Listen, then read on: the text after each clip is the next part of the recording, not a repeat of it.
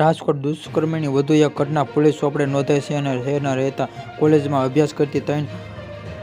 ખાનગી કંપનીમાં નોકરી કરતી યુવતીએ પ્રેમજાળમાં ફસાઈ લગ્નની લાલચ આપી અલગ હોટલમાં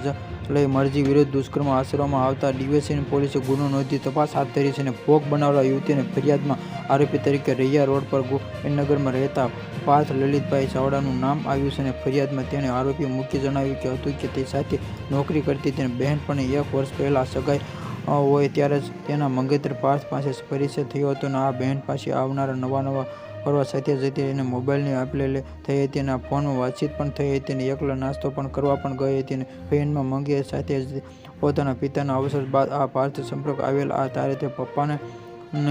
નથી હું અને પરંતુ સાથ સહકાર આપીશ તારી સાથે આ લગ્ન કરવામાં રાજી છું અને વિશ્વાસ કરીને આ પ્રયાસના દિવસે માલવીય અને બ્લેડવુડ નામની હોટલમાં લઈ અને કરવાની એક શરીર સંબંધ બાંધવા અને જણાવેલ છે કે પાડવજી વિરુદ્ધ દુષ્કર્મ આચર્યું તેમજ આવનારા નવા હોટલમાં લઈ દુષ્કર્મ આચર્યું તેમજ તેને બહેનપણી પર લગ્ન કરવાની વાત કરાઈ અને અંગેને જણાવતા તે લગ્નની વાત પાર્થ લગ્નની પાડી લીધી હતી અને લગ્નની લાલચ આપીને નવા વર્ષનું આચર્યું દુષ્કર્મ અને આરોપી સામે ગુનો નોંધી તેની ધરપકડ કરવામાં તજવીજ કરી હતી. Subscribe my channel.